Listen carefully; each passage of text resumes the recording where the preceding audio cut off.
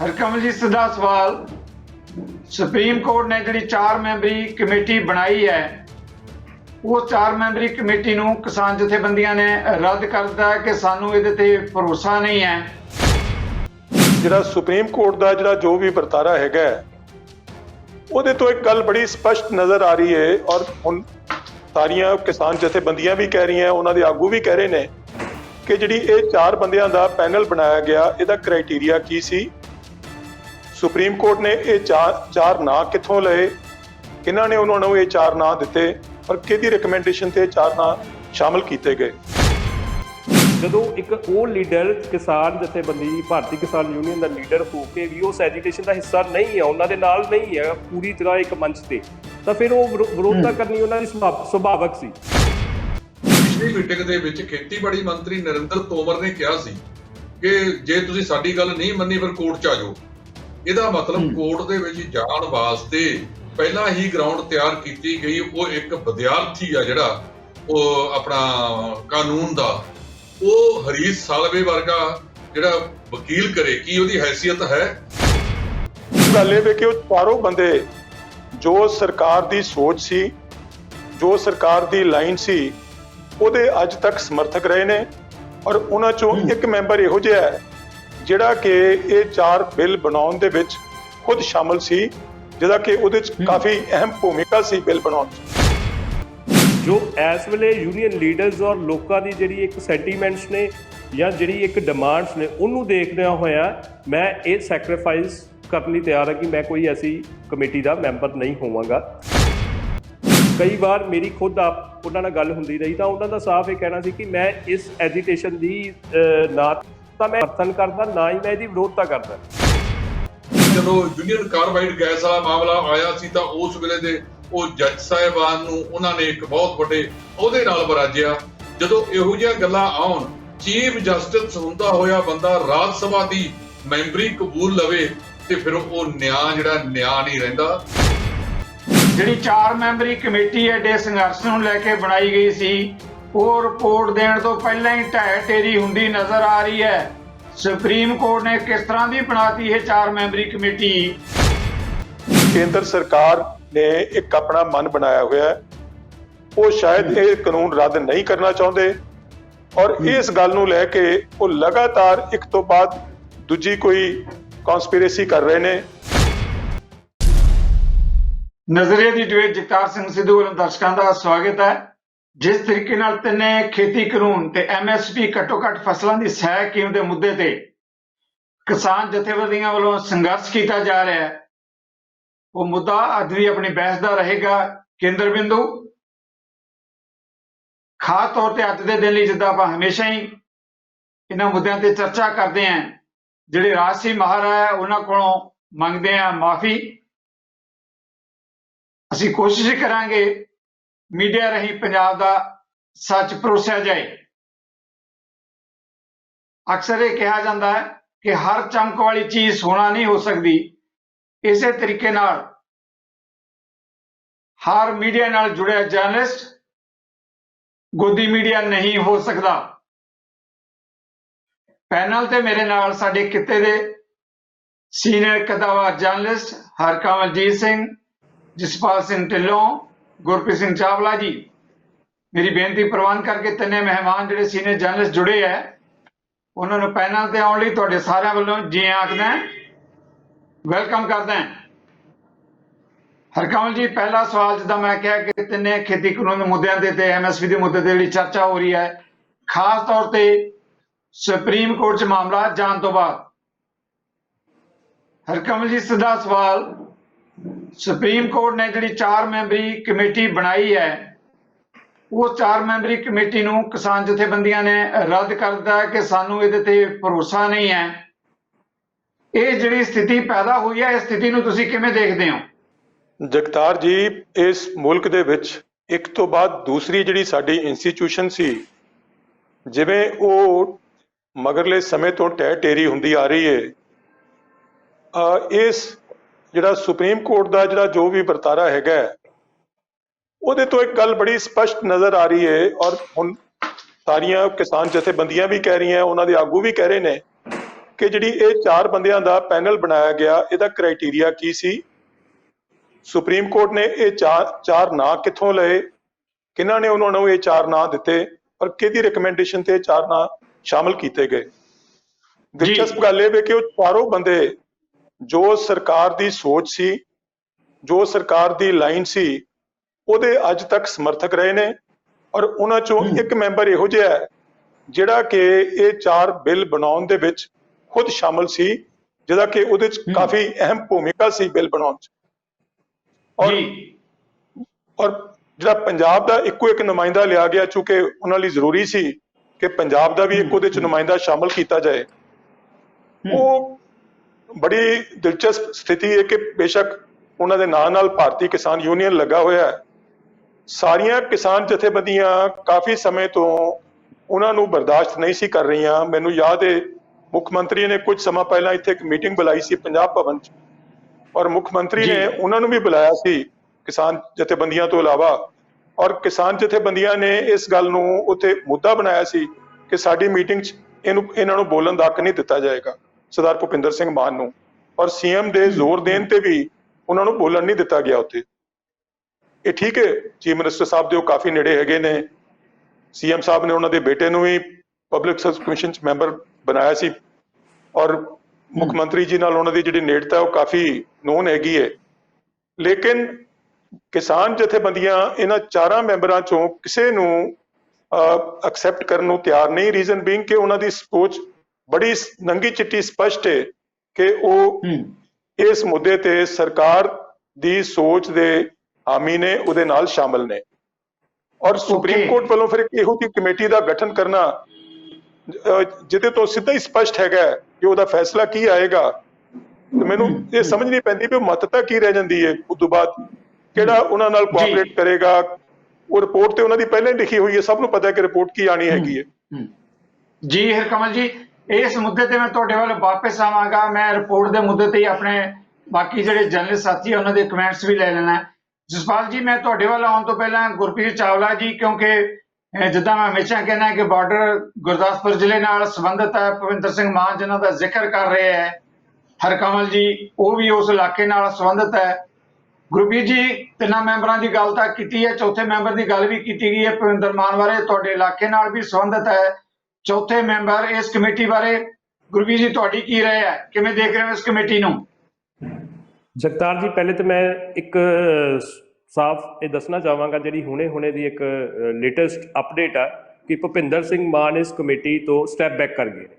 ਉਹਨਾਂ ਨੇ ਸਾਫ਼ ਜੀ, ਬਹੁਤ ਵੱਡੀ ਗੱਲ ਹੈ ਇਹ, ਬਹੁਤ ਵੱਡੀ ਗੱਲ ਹੈ ਗੁਰਪ੍ਰੀਤ ਜੀ ਜਿਹੜੀ ਤੁਸੀਂ ਦੱਸ ਰਹੇ ਹੋ ਕਿ ਇਹਨਾਂ ਦਾ ਦਬਾਅ ਬਣਿਆ ਹੋਇਆ ਹੈ ਕਿ ਭੁਪਿੰਦਰ ਸਿੰਘ ਮਾਨ ਜਿਹੜਾ ਹੈਗਾ ਇਹਦੇ ਤੋਂ ਵਾਪਸ ਹੋ ਗਿਆ, ਕਮੇਟੀ ਨੂੰ ਜੁਆਇਨ ਨਹੀਂ ਕਰ ਰਹੇ। ਜੀ ਬਿਲਕੁਲ, ਮੈਂ ਜਿਹੜਾ ਉਹਨਾਂ ਦਾ ਇੱਕ ਪ੍ਰੈਸ ਰਿਲੀਜ਼ ਜਾਂ ਇੱਕ ਲੈਟਰ ਜਿਹੜਾ ਹੁਣ ਸਾਹਮਣੇ ਆਇਆ, ਉਹਦੇ ਵਿੱਚ ਉਹਨਾਂ ਨੇ ਸਾਫ਼ ਤੌਰ ਤੇ ਲਿਖਿਆ ਕਿ ਮੈਂ ਆਨਰੇਬਲ ਸੁਪਰੀਮ ਕੋਰਟ ਦਾ ਬਹੁਤ ਥੈਂਕਸ ਕਰਦਾ ਕਿ ਮੈਨੂੰ ਇੱਕ ਨੋਮੀਨੇਟ ਕੀਤਾ ਗਿਆ, ਲੇਕਿਨ ਜੋ ਇਸ ਵੇਲੇ ਯੂਨੀਅਨ ਲੀਡਰਸ ਔਰ ਲੋਕਾਂ ਦੀ ਜਿਹੜੀ ਇੱਕ ਸੈਂਟੀਮੈਂਟਸ ਨੇ ਜਾਂ ਜਿਹੜੀ ਇੱਕ ਡਿਮਾਂਡਸ ਨੇ, ਉਹਨੂੰ ਦੇਖਦਿਆਂ ਹੋਇਆ ਮੈਂ ਇਹ ਸੈਕਰੀਫਾਈਸ ਕਰਨ ਲਈ ਤਿਆਰ ਹਾਂ ਕਿ ਮੈਂ ਕੋਈ ਐਸੀ ਕਮੇਟੀ ਦਾ ਮੈਂਬਰ ਨਹੀਂ ਹੋਵਾਂਗਾ ਜਿਹੜੀ ਕੋਈ ਡਿਸਾਈਡ ਕਰੇਗੀ ਜਾਂ ਕੋਈ ਸਾਫ਼ ਤੌਰ ਤੇ। ਇਹ ਤਾਂ ਬਿਲਕੁਲ ਕਲੀਅਰ ਹੈ ਕਿ ਉਹ ਸਟੈਪ ਬੈਕ ਕਰ ਗਏ ਨੇ।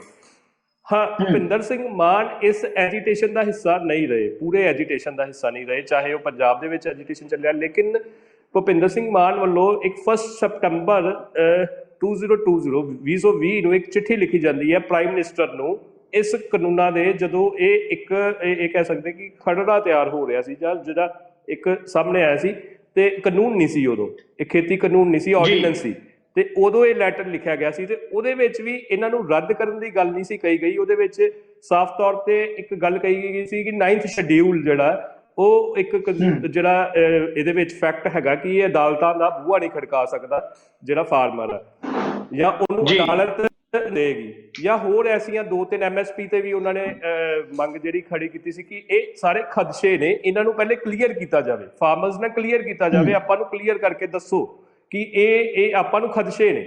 ਉਹ ਖਦਸ਼ਿਆਂ ਦੀ ਇੱਕ ਲੈਟਰ ਲਿਖਿਆ ਗਿਆ ਸੀ ਇੱਕ। ਉਸ ਤੋਂ ਬਾਅਦ ਵੀ ਜਿਹੜੇ ਭੁਪਿੰਦਰ ਸਿੰਘ ਮਾਨ ਨਾਲ ਕਈ ਵਾਰ ਮੇਰੀ ਖੁਦ ਉਹਨਾਂ ਨਾਲ ਗੱਲ ਹੁੰਦੀ ਰਹੀ, ਤਾਂ ਉਹਨਾਂ ਦਾ ਸਾਫ਼ ਇਹ ਕਹਿਣਾ ਸੀ ਕਿ ਮੈਂ ਇਸ ਐਜੀਟੇਸ਼ਨ ਦੀ ਨਾ ਤਾਂ ਮੈਂ ਸਮਰਥਨ ਕਰਦਾ, ਨਾ ਹੀ ਮੈਂ ਇਹਦੀ ਵਿਰੋਧਤਾ ਕਰਦਾ, ਐਜ਼ ਏ ਫਾਰਮਰ ਮੈਂ ਵਿਰੋਧਤਾ ਨਹੀਂ ਕਰਦਾ, ਖਦਸ਼ੇ ਨੇ।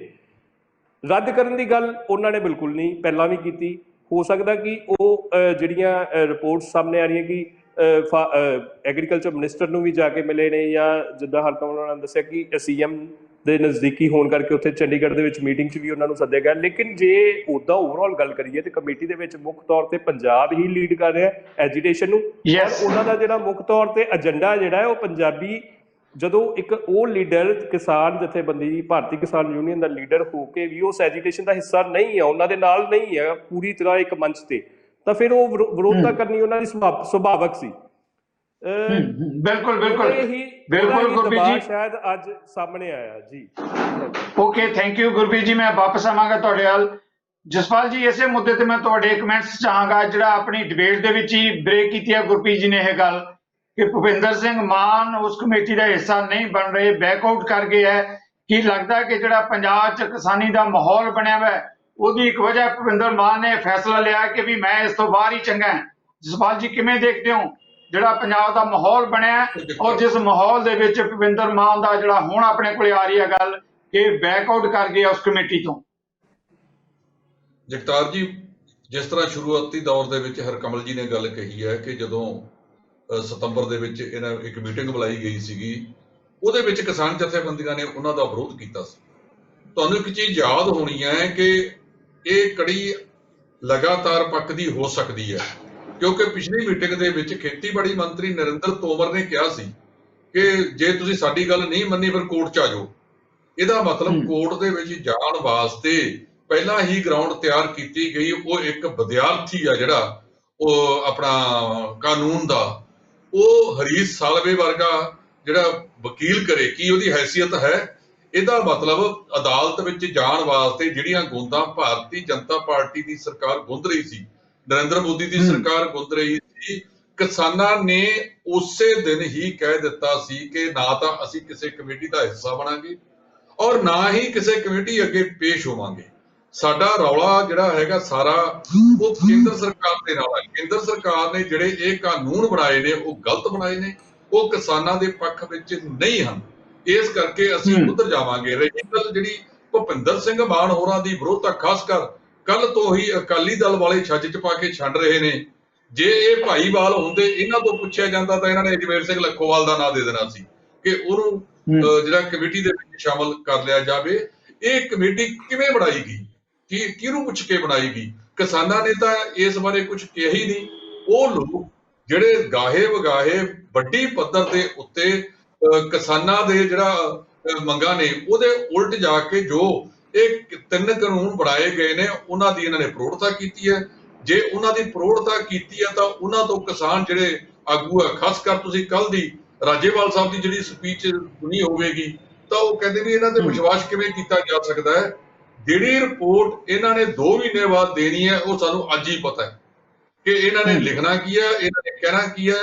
ਇਸੇ ਕਰਕੇ ਇਸ ਦੀ ਵਿਰੋਧਤਾ ਹੋ ਰਹੀ ਹੈ। ਜੇ ਭਾਵੇਂ ਕਿਸਾਨ ਨਾ ਵੀ ਮੰਨਦੇ, ਜੇ ਸੁਪਰੀਮ ਕੋਰਟ ਜਗਤਾਰ ਜੀ ਕਦੇ ਕਦੇ ਉਹਨਾਂ ਦੇ ਫੈਸਲਿਆਂ ਤੇ ਭਾਵੇਂ ਸਾਡੀ ਸਰਵਉੱਚ ਅਦਾਲਤ ਹੈ ਪਰ ਕੁਝ ਫੈਸਲਿਆਂ ਦੇ ਉੱਤੇ ਕਿੰਤੂ ਪ੍ਰੰਤੂ ਹੁੰਦੇ ਨੇ।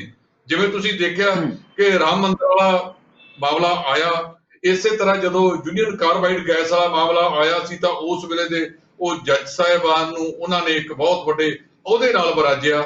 ਜਦੋਂ ਇਹੋ ਜਿਹੀਆਂ ਗੱਲਾਂ ਆਉਣ, ਚੀਫ ਜਸਟਿਸ ਹੁੰਦਾ ਹੋਇਆ ਬੰਦਾ ਰਾਜ ਸਭਾ ਦੀ ਮੈਂਬਰੀ ਕਬੂਲ ਲਵੇ ਤੇ ਫਿਰ ਉਹ ਨਿਆਂ ਜਿਹੜਾ ਨਿਆਂ ਨਹੀਂ ਰਹਿੰਦਾ, ਨਿਆਂ ਦੇ ਮਹਿਨੇ ਹੋਰ ਉਸ ਵੇਲੇ। Thank you very much. ਕਰਕੇ ਉਹਨਾਂ ਜਥੇਬੰਦੀਆਂ ਦੇ ਜਿਹੜੇ ਖਦਸ਼ੇ ਨੇ ਉਹ ਬਿਲਕੁਲ ਜਾਇਜ਼ ਨੇ ਔਰ ਜੇ ਲਿਖਿਆ ਹੁੰਦਾ ਭਾਵੇਂ ਕਿਸਾਨ ਨਾ ਵੀ ਮੰਨਦੇ, ਇਹ ਕਿਸਾਨਾਂ ਨੂੰ ਕਿਹਾ ਜਾਂਦਾ ਕਿ ਤੁਸੀਂ ਫਾਇਦਾ ਦਿਓ ਤੁਹਾਡੇ ਵਾਲੇ ਪਾਸਿਓਂ। ਇੱਕ ਜਿਹੜਾ ਉਹ ਮਿਸਟਰ ਲੌਂਡੇ ਜਿਹੜਾ ਚੀਫ ਜਸਟਿਸ ਸੀਗਾ ਉਹਨਾਂ ਨੂੰ ਵਿੱਚ ਸ਼ਾਮਲ ਕਰਨ ਦੀ ਵੀ ਰੌਲਾ ਪੈ ਰਿਹਾ ਸੀ, ਬਾਅਦ ਦੇ ਵਿੱਚ ਉਹਨਾਂ ਨੂੰ ਕੱਢ ਦਿੱਤਾ ਗਿਆ। ਸੋ ਇਹ ਕਮੇਟੀ ਬਣਾਉਣ ਤੱਕ ਬਾਰ-ਬਾਰ ਪੈਰ ਦੇ ਉੱਤੇ ਜਿਹੜਾ ਹੈਗਾ ਉਹ ਸ਼ੰਕੇ ਪੈਦਾ ਹੋ ਰਹੇ ਨੇ। ਉਹਨਾਂ ਤੋਂ ਨਿਆਂ ਦੀ ਆਸ ਇਹ ਕਿਸਾਨ ਆਗੂ ਕਹਿੰਦੇ ਨੇ ਅਸੀਂ ਕਿਵੇਂ ਰੱਖ ਸਕਦੇ।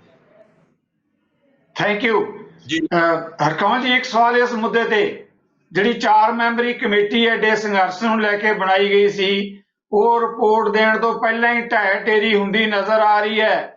ਸੁਪਰੀਮ ਕੋਰਟ ਨੇ ਕਿਸ ਤਰ੍ਹਾਂ ਦੀ ਬਣਾਤੀ ਇਹ 4 ਮੈਂਬਰੀ ਕਮੇਟੀ, ਜਿਹਦੇ ਐਡੇ ਵੱਡੇ ਅੰਦੋਲਨ ਬਾਰੇ ਫੈਸਲੇ ਕਰਨੇ ਸੀ ਉਹਦੇ ਮੈਂਬਰ ਪਹਿਲਾਂ ਹੀ ਛੱਡ ਕੇ ਜਾ ਰਹੇ ਹੈ। ਇਸ ਤੋਂ ਕੀ ਅੰਦਾਜ਼ਾ ਲਾ ਰਹੇ ਹੋ ਕਿ ਕਿਹੋ ਜਿਹੇ ਮਾਹੌਲ 'ਚ ਬਣਾਈ ਗਈ ਹੋਏਗੀ ਜਾਂ ਕ੍ਰੈਡੀਬਿਲਿਟੀ ਕੀ ਰਹਿ ਗਈ ਹੈ ਉਸ ਕਮੇਟੀ ਦੀ? ਜਗਤਾਰ ਜੀ, ਜਿਵੇਂ ਗੁਰਪ੍ਰੀਤ ਜੀ ਨੇ ਦੱਸਿਆ ਹੈਗਾ ਕਿ ਭੁਪਿੰਦਰ ਸਿੰਘ ਮਾਨ ਵੈਸੇ ਹੀ ਕਮੇਟੀ ਚੋਂ ਬਾਹਰ ਹੋ ਰਹੇ ਨੇ, ਤੇ ਪੰਜਾਬ ਦਾ ਤੇ ਇੱਕੋ ਇੱਕ ਨੁਮਾਇੰਦਾ ਉਹਨਾਂ ਨੇ ਭੁਪਿੰਦਰ ਸਿੰਘ ਮਾਨ ਹੀ ਲਿਆ ਸੀ ਕਮੇਟੀ 'ਚ। ਬੇਸਿਕਲੀ ਇਹ ਅੰਦੋਲਨ ਤੇ ਪੰਜਾਬ ਦਾ, ਤੇ ਜੇ ਪੰਜਾਬ ਦਾ ਉਹਦੇ ਚੋਂ ਨੁਮਾਇੰਦਾ ਹੀ ਛੱਡ ਕੇ ਭੱਜ ਗਿਆ ਅੰਡਰ ਪ੍ਰੈਸ਼ਰ, ਤੇ ਜਿਹੜੀ ਬਾਕੀ ਕਮੇਟੀ ਰਹਿ ਗਈ ਗੈਰ ਪੰਜਾਬੀ, ਉਹਦੇ ਤੋਂ ਮੈਨੂੰ ਦੱਸੋ ਕਿਸਾਨ ਜਥੇਬੰਦੀਆਂ ਕੀ ਆਸ ਕਰ ਸਕਦੀਆਂ ਜਾਂ ਕੀ ਉਹਦੇ ਨਾਲ ਕੋਆਪਰੇਟ ਕਰਨਗੀਆਂ?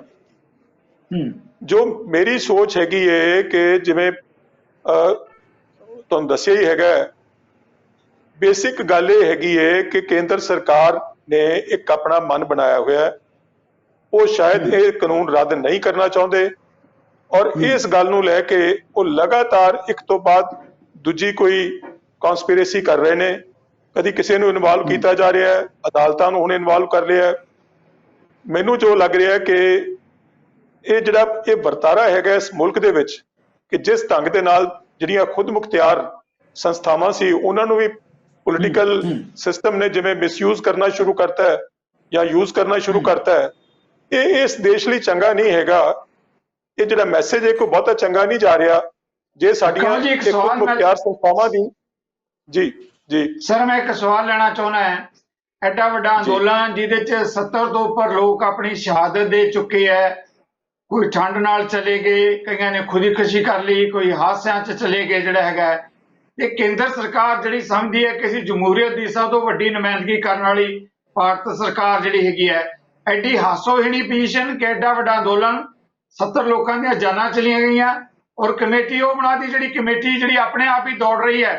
ਇੱਕ ਹਾਸੋਹੀਣੀ ਪੋਜੀਸ਼ਨ ਨਹੀਂ ਬਣ ਗਈ ਇਹਦੇ ਨਾਲ ਕੇਂਦਰ ਸਰਕਾਰ ਦੀ? ਕਮਲ ਜੀ ਦੇਖੋ ਜਗਤਾਰ ਜੀ, ਕਿਸੇ ਇੱਕ ਸੀਨੀਅਰ ਅਫਸਰ ਨੇ ਟਵੀਟ ਕੀਤਾ ਸੀ, ਰਿਟਾਇਰਡ ਸੀਨੀਅਰ ਅਫਸਰ ਨੇ 2 ਦਿਨ ਪਹਿਲਾਂ, ਕਿ ਸਾਡਾ ਪ੍ਰਾਈਮ ਮਿਨਿਸਟਰ ਜਿਹੜੇ ਇੱਕ ਮਲੇਸ਼ੀਆ ਦੇ ਜਹਾਜ਼ ਦੇ ਵਿੱਚ ਡਿੱਗਣ ਦੇ ਨਾਲ ਲੋਕ ਮਰ ਰਹੇ ਨੇ ਉਹਨਾਂ ਤੇ ਅਫਸੋਸ ਕਰ ਰਿਹਾ ਹੈ, ਔਰ ਜਿਹੜੇ ਦਿੱਲੀ ਸਰਹੱਦ ਦੇ ਉੱਤੇ 70 ਬੰਦੇ ਮਰ ਗਏ ਨੇ ਉਹਦਾ ਉਹਨਾਂ ਨੂੰ ਕੋਈ ਅਫਸੋਸ ਨਹੀਂ, ਨਾ ਉਹਦਾ ਕੋਈ ਨੋਟਿਸ ਲੈ ਰਿਹਾ। ਤੁਸੀਂ ਉਹਦੇ ਤੋਂ ਅੰਦਾਜ਼ਾ ਲਾਓ ਕਿ ਸਾਡੀ ਸਰਕਾਰ ਆਪਣੇ ਲੋਕਾਂ ਪ੍ਰਤੀ ਕਿੰਨੀ ਚਿੰਤਤ ਹੈ ਜਾਂ ਕਿੰਨਾ ਕੁ ਉਹਨਾਂ ਦੀ ਪਰਵਾਹ ਕਰ ਰਹੀ ਹੈ।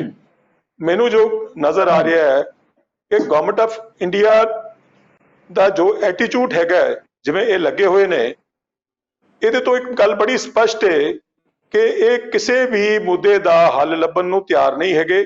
ਇਹਨਾਂ ਦਾ ਇੱਕ ਆਪਣਾ ਪ੍ਰੋਗਰਾਮ, ਇੱਕ ਆਪਣੀ ਨੀਤੀ ਉਹਦੇ ਤੇ ਚੱਲ ਰਹੇ ਨੇ, ਜਿਹੜਾ ਉਹਦੇ 'ਚ ਫਿੱਟ ਹੁੰਦਾ ਠੀਕ ਹੈ, ਬਾਕੀਆਂ ਨੂੰ ਇਹ ਸਮਝਦੇ ਨੇ ਕਿ ਬਿਲਕੁਲ ਨਕਾਰ ਦਿੱਤਾ ਜਾਏ। ਗੁਰਪ੍ਰੀਤ, ਇਸ ਮਾਮਲੇ ਤੇ ਜਿੱਦਾਂ ਤੁਸੀਂ ਇਸ ਗੱਲ ਨੂੰ ਜਿਹੜਾ ਬ੍ਰੇਕ ਕੀਤਾ ਕਿ ਭੁਪਿੰਦਰ ਮਾਨ ਜਿਹੜਾ ਹੈਗਾ ਕਮੇਟੀ ਤੋਂ ਬੈਕਆਊਟ ਕਰ ਗਿਆ ਹੈ, ਤੁਸੀਂ ਉਸ ਇਲਾਕੇ ਦੀ ਨੁਮਾਇੰਦਗੀ ਕਰਦੇ ਹੋ, ਉੱਥੇ ਜਿਹੜਾ ਤੁਹਾਡਾ ਰੋਜ਼ ਜਿਹੜਾ ਹੈਗਾ ਹੇਠਲੇ ਪੱਧਰ ਤੇ ਜਾ ਕੇ ਕਿਸਾਨਾਂ ਨਾਲ, ਆਮ ਲੋਕਾਂ ਨਾਲ ਵਾਹ ਵਾਸਤਾ ਪੈਂਦਾ ਹੋਏਗਾ। ਇੱਕ ਲੱਗਦਾ ਕਿ ਬਹੁਤ ਵੱਡਾ ਦਬਾਅ ਵੀ ਹੋਏਗਾ ਕਿਧਰੇ ਨਾ ਕਿਧਰੇ ਭੁਪਿੰਦਰ ਮਾਨ ਤੇ। ਇੱਕ ਗੱਲ। ਦੂਜੀ ਗੱਲ, ਕੱਲ ਲੋਹੜੀ ਦਾ ਤਿਉਹਾਰ ਲੰਘ ਕੇ ਗਿਆ, ਜਿਸ ਤਰੀਕੇ ਨਾਲ ਜਿਹੜੀਆਂ ਖੇਤੀ ਕਾਨੂੰਨਾਂ ਦੀਆਂ ਕਾਪੀਆਂ ਸਾੜੀਆਂ ਗਈਆਂ, ਜਿਹੜੀਆਂ ਰਿਪੋਰਟਸ ਆ ਰਹੀਆਂ, ਉਹ ਕਾਪੀਆਂ ਕੇਵਲ ਪਿੰਡਾਂ ਦੇ ਵਿੱਚ ਨਹੀਂ, ਸ਼ਹਿਰਾਂ ਤੇ ਕਸਬਿਆਂ ਦੇ ਵਿੱਚ ਵੀ ਸਾੜੀਆਂ ਗਈਆਂ। ਲੱਗਦਾ ਕਿ ਜਿਹੜਾ ਅੰਦੋਲਨ ਨੂੰ ਐਡੀ ਭਰਵੀਂ ਹਮਾਇਤ ਜਿਹੜੀ ਹੇਠਲੇ ਪੱਧਰ ਤੇ ਮਿਲ ਰਹੀ ਹੈ, ਉਹ ਵੀ ਇੱਕ ਵਜ੍ਹਾ ਹੈਗੀ ਹੈ ਜਿਹੜਾ ਭੁਪਿੰਦਰ ਮਾਨ ਨੇ ਇਹਦੇ ਤੋਂ ਕਿਨਾਰਾਕਸ਼ੀ ਕਰਨੀ ਬਿਹਤਰ ਸਮਝੀ। ਦੇਖੋ ਜਗਤਾਰ ਜੀ, ਜਿਹੜਾ ਤੇ ਭੁਪਿੰਦਰ ਮਾਨ ਦਾ ਜਿਹੜਾ ਰਿਐਕਸ਼ਨ ਸੀ ਜਿੱਦਣ ਫਸਟ ਡੇ ਮੀਡੀਆ ਰਿਪੋਰਟਸ ਆਈਆਂ ਕਿ ਇੱਕ ਕਮੇਟੀ ਦਾ ਗਠਨ ਹੁੰਦਾ, 4 ਮੈਂਬਰ ਨੇ, ਮੈਂ ਉਹਨਾਂ ਨੂੰ ਕਾਲ ਕੀਤਾ। ਉਹਨਾਂ ਦਾ ਸਾਫ਼ ਤੌਰ ਤੇ ਕਹਿਣਾ ਸੀ ਕਿ ਮੈਨੂੰ ਅਫੀਸ਼ੀਅਲੀ ਕੋਈ ਹਜੇ ਤੱਕ ਕੋਰਟ ਵੱਲੋਂ ਕੋਈ ਮਾਮਲਾ ਐਸੀ ਕੋਈ ਇਨਫੋਰਮੇਸ਼ਨ ਨਹੀਂ, ਜਾਣਕਾਰੀ ਨਹੀਂ ਹੈ, ਔਰ ਜਦੋਂ ਆਏਗੀ ਹਾਂ ਕੋਈ ਐਸੀ ਜਾਣਕਾਰੀ ਨਹੀਂ ਹੈ, ਨਾ ਹੀ ਕੋਈ ਅਫੀਸ਼ੀਅਲੀ ਲੈਟਰ ਮਿਲਿਆ। ਜਦੋਂ ਮਿਲੇਗਾ ਉਸ ਤੋਂ ਬਾਅਦ ਮੈਂ ਮੀਡੀਆ ਨੂੰ ਕੋਈ ਕਮੈਂਟ ਕਰ ਸਕਦਾ ਜਾਂ ਕਿਸੇ ਨੂੰ ਵੀ ਕੋਈ ਕਮੈਂਟ ਕਰ ਸਕਦਾ। ਤੁਸੀਂ ਬਿਲੀਵ ਕਰੋ ਕਿ ਉਸ ਦਿਨ ਤੋਂ ਥੋੜੇ ਹੀ ਮਿੰਟਸ ਤੋਂ ਬਾਅਦ ਭੁਪਿੰਦਰ ਸਿੰਘ ਮਾਨ ਦਾ ਫੋਨ ਬੰਦ ਹੈ, ਜਿਹੜਾ ਕਿ ਹੁਣ ਤੱਕ ਵੀ ਉਹ ਫੋਨ ਜਿਹੜਾ ਸਵਿਚ ਆਫ ਹੈ। ਕਿਸੇ ਨਾਲ ਵੀ ਉਹ ਗੱਲ ਕਰ ਮਤਲਬ ਕੋਈ ਕਮੈਂਟ ਨਹੀਂ ਕਰਨਾ ਚਾਹ ਰਹੇ ਕਿਸੇ ਵੀ ਮੀਡੀਆ ਪਾਸੇ, ਕਿਸੇ ਮੀਡੀਆ ਰਿਪੋਰਟਸ ਨਾਲ। ਇਹ ਲੈਟਰ ਜਿਹੜੀ ਆਉਂਦੀ ਹੈ, ਇਹ ਵੀ ਇੱਕ ਲੈਟਰ ਹੀ ਆਈ ਹੈ ਸਾਹਮਣੇ ਕਿ ਜਿਹੜੀ ਉਹਨਾਂ ਨੇ ਇੱਕ ਮੀਡੀਆ ਨੂੰ। ਗੁਰਪ੍ਰੀਤ ਜੀ, ਮੈਂ ਮਾਫੀ ਮੰਗਦਾ ਇਸ ਗੱਲ ਦੇ ਲਈ ਕਿ ਤੁਹਾਨੂੰ ਟੋਕਰਿਆਂ ਵਿੱਚੋਂ। ਗੁਰਪ੍ਰੀਤ ਜੀ, ਜਿਹੜੀ ਲੈਟਰ ਆਈ ਹੈ, ਜੇ ਤੁਹਾਡੇ ਕੋਲ ਲੈਟਰ ਹੈਗੀ ਹੈ ਤਾਂ ਉਹਦਾ ਇਨ ਬਰੀਫ ਕੰਟੈਂਟ ਦੱਸ ਸਕਦੇ ਹੋ ਕਿ ਕੀ ਲਿਖਿਆ ਭੁਪਿੰਦਰ ਮਾਨ ਨੇ ਉਸ ਲੈਟਰ 'ਚ? ਮੈਂ ਤੁਹਾਨੂੰ ਪੜ੍ਹ ਕੇ ਪੂਰਾ ਦੱਸਦਾ ਜੀ ਉਹ ਲੈਟਰ ਨੂੰ। ਮੇਰੇ ਕੋਲ ਜਿਹੜੀ ਲੈਟਰ ਹੈ, ਇਹ ਵੀ ਇੱਕ BKU ਦਾ, ਭੁਪਿੰਦਰ ਸਿੰਘ ਮਾਨ ਹੋਰਾਂ ਦਾ ਜਿਹੜਾ ਆਪਣਾ ਭਾਰਤੀ ਕਿਸਾਨ ਯੂਨੀਅਨ ਦਾ ਇੱਕ WhatsApp ਗਰੁੱਪ ਚੱਲਦਾ, ਉਹਦੇ ਵਿੱਚ ਸ਼ੇਅਰ ਕੀਤੀ ਗਈ ਹੈ ਲੈਟਰ ਉਹਨਾਂ ਦੇ ਅਫੀਸ਼ੀਅਲਸ ਵੱਲੋਂ ਜੀ। while I am thankful to Honorable Supreme Court of India for nominating me in the 4-member committee to start dialogue with Kisan unions and 3 law brought in the central government.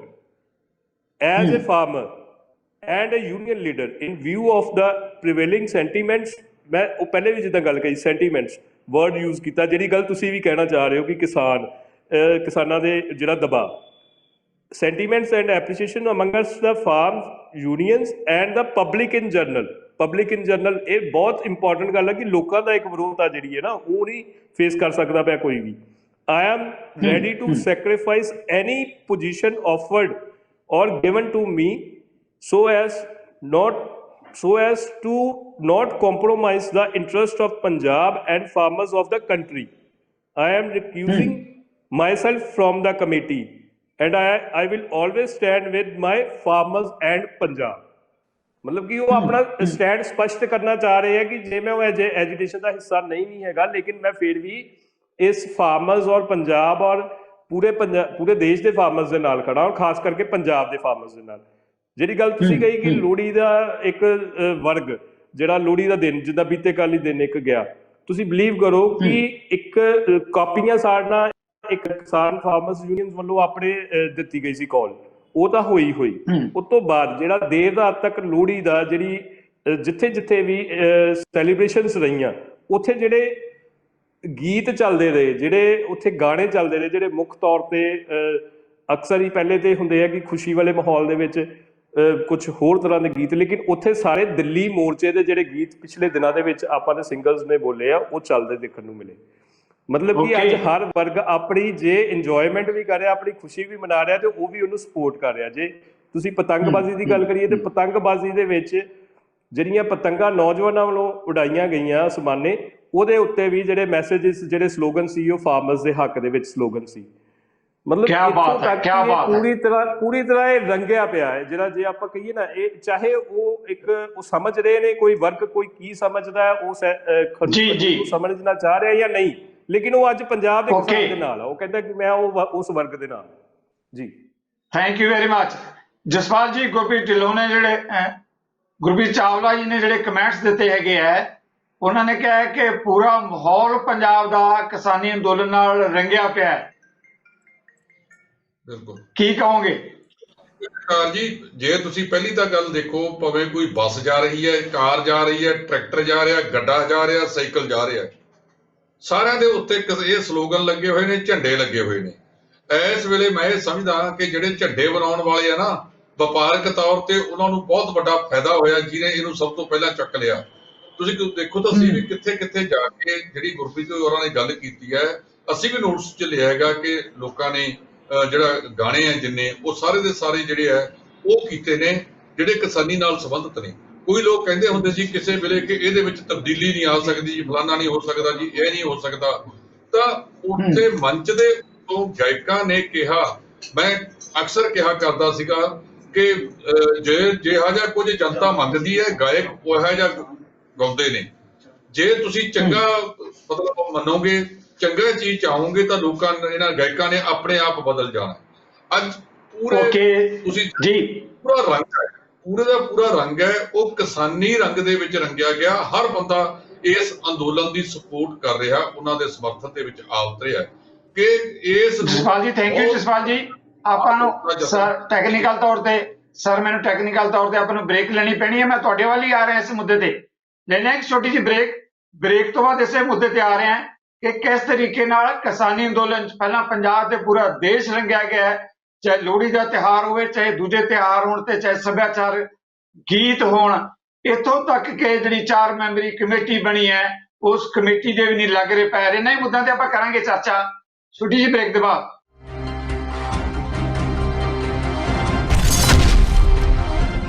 ਨਜ਼ਰੀਏ ਦੀ TV ਦਰਸ਼ਕਾਂ ਦਾ ਸਵਾਗਤ.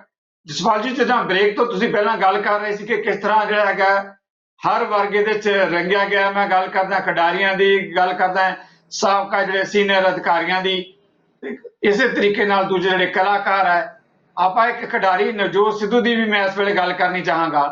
ਹੁਣ ਜਿਹੜਾ ਇਸ ਵੇਲੇ ਮੌਕਾ, ਜਿੱਦਾਂ ਗੁਰਪ੍ਰੀਤ ਹੋਣਾ ਨੇ ਕਿਹਾ, ਤੁਸੀਂ ਕਿਹਾ ਕਿ ਪੂਰਾ ਪੰਜਾਬ ਤੇ ਪੂਰਾ ਦੇਸ਼ ਇਸ ਵੇਲੇ ਕਿਸਾਨੀ ਦੇ ਅੰਦੋਲਨ ਚ ਰੰਗਿਆ ਹੋਇਆ ਹੈ.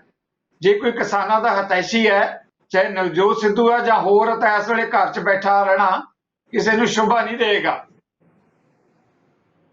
ਨਹੀਂ, ਬਿਲਕੁਲ ਤੁਸੀਂ ਠੀਕ ਕਹਿ ਰਹੇ ਹੋ ਜੀ। ਇੱਕ ਪਾਸੇ ਦਮਗਜੇ ਮਾਰਨੇ ਕਿ ਅਸੀਂ ਕਿਸਾਨ ਹਿਤੈਸ਼ੀ ਹਾਂ, ਇਸ ਵੇਲੇ ਉਹਨਾਂ ਦੀ ਭੂਮਿਕਾ, ਤੁਸੀਂ ਜੇ ਲੀਡਰ ਬਣੋ ਤਾਂ ਫਿਰ ਤੁਹਾਨੂੰ ਪ੍ਰਵਾਨ ਹੈ, ਜੇ ਤੁਸੀਂ ਸੰਗਤ 'ਚ ਜਾ ਕੇ ਬੈਠਣਾ ਹੈ ਉਹ ਤੁਹਾਨੂੰ ਪ੍ਰਵਾਨ ਨਹੀਂ ਹੈਗਾ।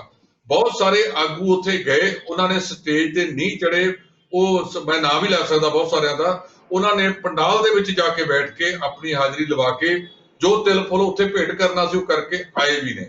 ਤੁਸੀਂ ਦੇਖੋ ਇਹਦੇ ਵਿੱਚ ਜੇ ਕੋਈ ਦੇ ਉੱਤੋਂ ਕਿਸੇ ਨੂੰ ਸਤਿਕਾਰ ਮਿਲਿਆ ਤਾਂ ਉਹ ਦਿੱਲੀ ਦੇ ਮੁੱਖ ਮੰਤਰੀ ਅਰਵਿੰਦ ਕੇਜਰੀਵਾਲ ਨੂੰ ਮਿਲਿਆ। ਉਹ 2 ਵਾਰ ਉੱਥੇ ਗਿਆ, ਦੂਜੀ ਵਾਰ ਜਦੋਂ ਸਾਹਿਬਜ਼ਾਦਿਆਂ ਦਾ ਸ਼ਹੀਦੀ ਦਿਨ ਚੱਲ ਰਿਹਾ ਸੀ ਉਹਨਾਂ ਦਿਨਾਂ ਦੇ ਵਿੱਚ ਉਹਨੇ ਸ਼ੁਰੂਆਤ ਵੀ ਸਾਹਿਬਜ਼ਾਦਿਆਂ ਦੇ ਸ਼ਹੀਦੀ ਦਿਨ ਤੋਂ ਕੀਤੀ, ਭਾਵੇਂ ਰਾਜਸੀ ਲੋਕਾਂ ਦੀਆਂ ਗੱਲਾਂ ਦੇ ਵਿੱਚ ਮਤਲਬ ਰਾਜਨੀਤੀ ਹੁੰਦੀ ਹੈ, ਪਰ ਫਿਰ ਵੀ ਉਹਨੂੰ ਮੰਚ ਤੇ ਉੱਤੋਂ ਸਨਮਾਨ ਦੇਣਾ ਇੱਕ ਵੱਡੀ ਗੱਲ ਸੀਗੀ। ਹੋਰਨਾਂ ਆਗੂਆਂ ਨੇ ਇਸ ਸਮੇਂ ਦੇ ਦੌਰਾਨ ਇਸ ਤਰ੍ਹਾਂ ਦੇ ਰਾਗ ਕੱਢੇ। ਸ਼ੁਰੂਆਤੀ ਦੌਰ ਦੇ ਵਿੱਚ 2 ਬੰਦੇ ਪੰਜਾਬ ਦੇ, ਖਾਸ ਕਰ ਸੁਰਜੀਤ ਜੈਨੀ ਜਿਹੜੇ ਸ਼ੁਰੂ ਦੇ ਵਿੱਚ ਤਾਂ ਵਧੀਆ ਬੋਲਦੇ ਨੇ, ਸਾਬਕਾ ਮੰਤਰੀ ਵੀ ਨੇ, ਤੇ ਦੂਜਾ ਜਿਹੜਾ ਮਿਸਟਰ ਗਰੇਵਾਲ, ਉਹ ਇਹਨਾਂ ਨੇ ਜਦੋਂ ਵਿਰੋਧਤਾ ਕੀਤੀ ਕਿ ਇਹ ਕਾਨੂੰਨ ਰੱਦ ਨਹੀਂ ਹੁੰਦੇ, ਬਾਰ-ਬਾਰ ਲੋਕਾਂ ਦੇ ਗਲ ਪਏ। ਇਹ ਮਿਸਟਰ ਗਰੇਵਾਲ ਇੱਥੇ ਪਟਿਆਲੇ ਵੀ ਆਏ ਸੀ 2 ਦਿਨ ਪਹਿਲਾਂ ਇੱਕ ਵੱਡੇ ਹੋਟਲ ਦੇ ਵਿੱਚ ਖਾਣਾ ਛਕਣ ਵਾਸਤੇ, ਔਰ ਜਿਹੜੀ ਸਰਵਿਸ ਡੋਰ ਹੈ ਉਸ ਤੋਂ ਭੱਜਣਾ ਪਿਆ ਉਹਨੂੰ। ਥੋੜੇ ਮਿੰਟਾਂ ਦੇ ਵਿੱਚ ਹੀ ਉੱਥੇ ਕਿਸਾਨ ਜਿਹੜੇ ਆ ਪਹੁੰਚੇ, ਉਹਨਾਂ ਦੇ ਨਾਲ ਦੂਸਰੇ ਵੀ ਆ ਪਹੁੰਚੇ। ਇਸ ਵੇਲੇ ਜਿਸ ਤਰੀਕੇ ਦੇ ਨਾਲ ਇਹਨਾਂ ਨੇ ਯਤਨ ਕਰ ਲਏ, ਦਲਤ ਪੱਤਾ ਖੇਡ ਕੇ ਦੇਖ ਲਿਆ, ਪੰਜਾਬ ਤੇ ਹਰਿਆਣਾ ਨੂੰ ਲੜਾਉਣ ਦਾ ਯਤਨ ਕਰਕੇ ਦੇਖ ਲਿਆ। ਹੁਣ ਜਦੋਂ ਹਰਿਆਣੇ ਦੇ ਵਿੱਚ ਦੂਜੀ ਵਾਰ ਉੱਥੋਂ ਦੇ ਮੁੱਖ ਮੰਤਰੀ ਮਨੋਹਰ ਲਾਲ ਖੱਟੜ ਨਾਲ ਵਾਪਰਿਆ, ਅੱਜ ਹੀ ਮੈਂ ਸਵੇਰੇ ਸੁਣ ਰਿਹਾ ਸੀ ਉਹਨਾਂ ਦਾ ਕਿ ਉਹਨਾਂ ਨੇ ਸਾਰੇ ਜਿਹੜੇ ਚੱਲੇ ਸੀ ਨਾ ਵੀ ਲੋਕ ਕਿਸਾਨਾਂ ਨੂੰ ਸਮਝਾ ਕੇ ਆਓ, ਕਾਨੂੰਨ ਕਿਹੋ ਜਿਹੇ ਹੁੰਦੇ ਨੇ, ਉਹ ਛੱਡ ਕੇ ਉਸ ਚੀਜ਼ ਨੂੰ ਛੱਡ ਚੁੱਕੇ ਨੇ ਕਿ ਇਹਨੂੰ ਬੰਦ ਕਰੋ। ਤੁਸੀਂ ਜਿਹੜੀ ਗੱਲ ਕੀਤੀ ਆ ਨਵਜੋਤ ਸਿੱਧੂ ਜੇ ਇੱਕ ਪਾਸੇ ਕਹਿੰਦਾ ਜਾਂ ਕੋਈ ਵੀ ਕਹਿੰਦਾ ਹੈ ਤਾਂ ਇਸ ਵੇਲੇ ਉਹਨਾਂ ਨੂੰ ਸਰਗਰਮ ਭੂਮਿਕਾ ਨਿਭਾਉਣੀ ਚਾਹੀਦੀ ਹੈ। ਜੇ ਜੀ ਲੋੜ ਹੈ, ਸਮੇਂ ਦੀ ਮੰਗ ਹੈ, ਰਵਿਆਲ ਪਤਾਲ ਵਾਲੀ ਗੱਲ ਹੋਵੇਗੀ। ਮਤਲਬ ਇੱਕ ਪਾਸੇ ਅਸੀਂ ਕਿ ਅਸੀਂ ਮਤਲਬ ਕਿਸਾਨਾਂ ਦੇ ਨਾਲ ਖੜੇ ਆ, ਪਰ ਨਜ਼ਰ ਵੀ ਆਵੇ ਨਾ ਵੀ ਕਿਸਾਨਾਂ ਦੇ ਨਾਲ ਨਜ਼ਰ ਵੀ ਹੋਣਾ ਚਾਹੀਦਾ। ਜੀ ਜੀ ਬਿਲਕੁਲ ਸਹੀ ਗੱਲ ਜਿਹੜਾ ਹੈਗਾ।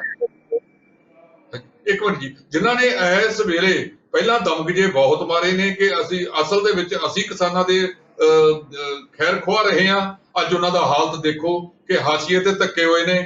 ਇੱਕ ਥਾਂ ਤੇ ਵੀ ਨਾਲ ਖੜਨ ਦਾ ਕੋਈ ਯਤਨ ਨਹੀਂ, ਜਿਹੜੀ ਗੱਲ ਪੈਂਦੀ ਆ ਉਹਨਾਂ ਨੂੰ ਪੁੱਠੀ ਪੈਂਦੀ ਹੈ। ਜੇ ਇਹ ਆਗੂ ਇਸੇ ਤਰ੍ਹਾਂ ਕਿਸਾਨਾਂ ਨਾਲ ਇਹ ਸਟੇਜ ਤੇ ਨਹੀਂ ਖੜਨਗੇ ਤੇ ਕਿਸਾਨਾਂ ਨੇ ਇਹਨਾਂ ਨੂੰ ਮੂੰਹ ਨਹੀਂ ਲਾਉਣਾ। 2022 ਦੇ ਵਿੱਚ ਇਸ ਦਾ ਬਹੁਤ ਪ੍ਰਭਾਵ ਸਾਹਮਣੇ ਆਏਗਾ। Thank you very much. ਮੈਂ ਹਰਕਮਲ ਜੀ ਤੋਂ ਸਵਾਲ ਲੈਣਾ। ਉਸ ਤੋਂ ਪਹਿਲਾਂ ਜੋ ਤੁਸੀਂ ਗੱਲ ਕਹਿ ਰਹੇ ਹੋ ਜਸਪਾਲ ਜੀ, ਤੁਸੀਂ ਗੱਲ ਕੀਤੀ ਹੈ ਗਰੇਵਾਲ ਦੀ ਜੈਨੀ ਦੀ, ਕਿ ਉਹ ਪਹਿਲਾਂ ਸ਼ੁਰੂ 'ਚ ਬੋਲੀ ਹੋਰ ਬੋਲਦੇ ਸੀ। ਮੈਂ ਥੋੜਾ ਜਿਹਾ ਇਸ ਮਾਮਲੇ ਤੇ ਕਹਿਣਾ ਚਾਹਾਂਗਾ ਜਸਪਾਲ ਜੀ ਕਿ ਜਦੋਂ ਦਾ ਅਮਿਤ ਸ਼ਾਹ ਔਰ ਨਰਿੰਦਰ ਮੋਦੀ ਨੇ ਉਹਨਾਂ ਦੇ ਸਿਰ ਤੇ ਹੱਥ ਫੇਰਿਆ ਨਾ, ਉਹ ਕੋਈ ਜਾਦੂ ਹੀ ਐਸਾ ਹੈ ਕਿ ਉਹਦੇ ਨਾਲ ਬੋਲੀ ਜਿਹੜੀ ਹੈਗੀ ਹੈ ਬਦਲ ਗਈ ਹੈ। ਚਲੋ ਹੁਣ ਅੱਜ ਦਾ ਆਪਣਾ ਇਹ ਮੁੱਦਾ ਨਹੀਂਗਾ, ਕਦੇ ਫੇਰ ਇਸ ਵੇਲੇ ਕਰਾਂਗੇ ਗੱਲ। ਹਰਕਮਲ ਜੀ, ਕਿਸਾਨੀ ਸੰਘਰਸ਼ ਦੀ ਜਦੋਂ ਗੱਲ ਕੀਤੀ ਜਾ ਰਹੀ ਹੈ ਤਾਂ ਜਦੋਂ ਸੁਪਰੀਮ ਕੋਰਟ ਦੇ ਵਿੱਚ ਏਜੀ ਨੇ ਖੜੇ ਹੋ ਕੇ ਗੱਲ ਕਹੀ ਕਿ ਜੀ ਇੱਥੇ ਤਾਂ ਜਿਹੜਾ ਹੈਗਾ ਖਾਲਿਸਤਾਨੀ ਐਲੀਮੈਂਟ ਜਿਹੜਾ ਹੈਗਾ ਇਹਦੇ 'ਚ ਆ ਗਿਆ ਹੈ, ਇਸ ਕਰਕੇ ਇਹਨੂੰ ਜਿਹੜਾ ਹੈਗਾ ਬਹੁਤ ਵੱਡੇ ਖਦਸ਼ੇ ਖੜੇ ਹੋ ਰਹੇ ਹੈ, ਸਿੱਖ ਫਾਰ ਜਸਟਿਸ ਦੀ ਹੋਰ ਇਦਾਂ ਦੀਆਂ ਗੱਲਾਂ ਕੀਤੀਆਂ ਗਈਆਂ। ਹੁਣ ਇਹਦੇ ਜਵਾਬ ਦੇ ਵਿੱਚ ਜਿਹੜਾ ਧਰਮਵੀਰ ਗਾਂਧੀ, ਡਾਕਟਰ ਧਰਮਵੀਰ ਗਾਂਧੀ ਜਿਹੜੇ ਪਟਿਆਲਾ ਦੇ ਸੰਸਦ ਦੀ ਨੁਮਾਇੰਦਗੀ ਵੀ ਕਰਦੇ ਰਹੇ ਹੈ, ਉਹਨਾਂ ਨੇ ਕਿਹਾ ਜੇ ਏਦਾਂ ਹੀ ਬੰਦੇ ਖਾਲਿਸਤਾਨੀ ਆ ਤੇ ਫਿਰ ਮੈਂ ਵੀ ਖਾਲਿਸਤਾਨੀ ਹਾਂ। ਜਾਣੀ ਇਸ ਤਰੀਕੇ ਨਾਲ ਇਸ ਸੰਘਰਸ਼ ਨੂੰ ਬਦਨਾਮ ਕਰਨ ਦੀ ਜਿਹੜੀ ਕੋਸ਼ਿਸ਼ ਕੀਤੀ ਜਾ ਰਹੀ ਹੈ। ਤੁਸੀਂ ਆਪਣਾ ਜਵਾਬ ਦੇਣ ਤੋਂ ਪਹਿਲਾਂ ਮੈਂ ਇੱਕ ਲਾਈਨ ਹੋਰ ਐਡ ਕਰ ਦਿਆਂਗਾ। ਹੇਮਾ ਮਾਲਿਨੀ ਜਿਹਦੇ ਬਾਰੇ ਮੈਂ ਸ਼ਬਦ ਵਰਤਾਂਗਾ ਕਿ ਵਿਚਾਰੀ ਨੂੰ ਸ਼ਾਇਦ ਕਿਸਾਨੀ ਦਾ ਕੁਝ ਉਡਾੜਾ ਵੀ ਨਾ ਪਤਾ ਹੋਵੇ, ਉਹ ਕਿਸਾਨਾਂ ਬਾਰੇ ਕਹਿ ਰਹੀ ਹੈ ਕਿ ਇਹਨਾਂ ਨੂੰ ਆਪਣੇ ਮੁੱਦਿਆਂ ਦਾ ਹੀ ਨਹੀਂ ਪਤਾ। ਦੇਖੋ ਤੁਸੀਂ ਕਿਸ ਤਰੀਕੇ ਨਾਲ ਕਿੱਦਾਂ ਦੇ ਲੋਕਾਂ ਤੋਂ ਸੰਘਰਸ਼ ਦੀ ਬਦਨਾਮੀ ਕਰਵਾਈ ਜਾ ਰਹੀ ਹੈ। ਹਰਕਮਲ ਜੀ, ਇਹ ਵਰਤਾਰਾ ਕਿਸ ਤਰ੍ਹਾਂ ਦਾ ਹੈ? ਜਗਤਾਰ ਜੀ, ਤੁਸੀਂ ਇੱਕ ਗੱਲ ਨੋਟ ਕਰੋ ਕਿ ਸਾਡੇ ਡਿਫੈਂਸ ਮਿਨਿਸਟਰ ਜਿੱਦਣ ਆਪਣੇ ਫੌਜੀਆਂ ਨੂੰ ਪਿੱਛੇ ਸਰਹੱਦਾਂ ਤੇ ਮਿਲ ਕੇ ਆਏ ਤੇ ਉਹਨਾਂ ਨੇ ਆ ਕੇ ਪਹਿਲਾ ਬਿਆਨ ਦਿੱਤਾ ਕਿ ਜੀ ਇਸ ਸੰਘਰਸ਼ ਨੂੰ ਕਿਸਾਨਾਂ ਨੂੰ ਅੱਤਵਾਦੀ ਕਹਿਣਾ, ਨਕਸਲੀ ਕਹਿਣਾ ਬਿਲਕੁਲ ਗਲਤ ਹੈ। ਬਿਲਕੁਲ ਇਹੋ ਜਿਹੇ ਲਫ਼ਜ਼ ਉਹਨਾਂ ਲਈ ਨਹੀਂ ਵਰਤੇ ਜਾਣੇ ਚਾਹੀਦੇ। ਕਿਸਾਨ ਕੋਈ ਨਕਸਲੀ ਨਹੀਂ ਔਰ ਕੋਈ ਖਾਲਿਸਤਾਨੀ ਨਹੀਂ ਹੈਗੇ।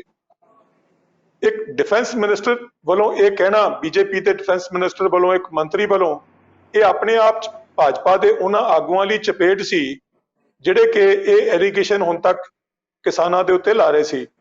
ਲੇਕਿਨ ਉਹਦੇ ਤੋਂ ਬਾਅਦ ਵੀ ਜਾ ਕੇ ਜੇ ਅਟਾਰਨੀ ਜਨਰਲ ਜੇ ਕੋਰਟ ਦੇ ਵਿੱਚ ਜਾ ਕੇ ਫਿਰ ਉਹੀ ਭਾਸ਼ਾ ਬੋਲਣੀ ਸ਼ੁਰੂ ਕਰ ਦਿੰਦਾ ਹੈ, ਜਦੋਂ ਕਿ ਮੰਤਰੀ ਉਹਨਾਂ ਦਾ ਆਪ ਇਹ ਗੱਲ ਡਿਨਾਈ ਕਰ ਰਿਹਾ ਹੈ, ਤੇ ਮੈਨੂੰ ਸਮਝ ਨਹੀਂ ਪੈਂਦੀ ਕਿ ਵੀ ਇਹ ਸਰਕਾਰ ਨੂੰ ਚਲਾ ਕੌਣ ਰਿਹਾ ਹੈ, ਕਿ ਇਹਨਾਂ ਦਾ ਆਪਸ 'ਚ ਕੋਈ ਤਾਲਮੇਲ ਵੀ ਹੈ ਕਿ ਨਹੀਂ ਹੈਗਾ। ਔਰ Yes. ਜਿਵੇਂ ਤੁਸੀਂ ਕਿਹਾ ਹੇਮਾ ਮਾਲਿਨੀ ਬਾਰੇ, ਤੁਸੀਂ ਉਹਦੇ ਤੋਂ ਅੰਦਾਜ਼ਾ ਲਾਓ ਕਿ ਇੱਕ ਫਿਲਮੀ ਕਲਾਕਾਰ ਨੂੰ ਜਾਂ ਦੂਜੇ ਲੋਕਾਂ ਨੂੰ ਕਿਵੇਂ ਇਨਸਟੀਗੇਟ ਕੀਤਾ ਜਾ ਰਿਹਾ ਹੈ, ਪ੍ਰੈਸ਼ਰਾਈਜ਼ ਕੀਤਾ ਜਾ ਰਿਹਾ ਹੈ।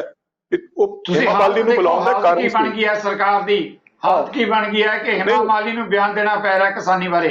ਜੀ ਹਰਕਮਲ ਨਹੀਂ, ਜੀ। ਕਿਉਂ ਦੇਣਾ ਪਿਆ ਉਹ ਵੀ ਨੋਟ ਕਰੋ।